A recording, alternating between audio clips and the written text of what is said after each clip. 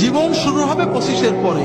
যদি 30 থেকে মৃত্যু পর্যন্ত জীবন পেতে চাও, মৃত্যু নয় জীবন, জীবন মৃত নয়, সত্যিকারের জীবন, যে জীবনে ফুর্তি থাকবে, কর্ম থাকবে, শান্তি থাকবে, এই রকম জীবন পেতে চাও, তাহলে আমার কথাটা একটু মন দিয়ে শোনো।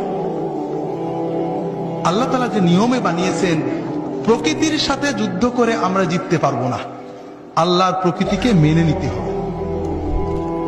আল্লাহ তাআলা আমাদের সৃষ্টি করেছেন, প্রতিদিন 6-7 ঘন্টা তুমি ঘুমাবে, গভীর ঘুম, 1-2 ঘন্টা খেলবে, কঠিন পরিশ্রম, তোমার শরীর ঘেমে রক্ত টকবক করে বেরেনে যাবে, ফুটবল, হাডুডু, ব্যাডমিন্টন, ভলিবল, দৌড়, সাঁতার, এগুলো খেলতে হবে।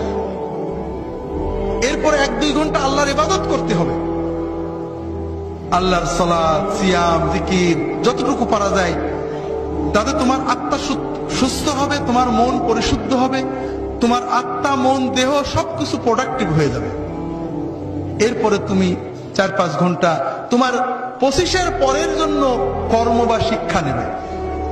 এইভাবে যদি তুমি চলো, তাহলে তোমার জীবন গতিশীল হবে, তোমার জীবন ইনশাআল্লাহ মৃত্যু পর্যন্ত সচল থাকবে।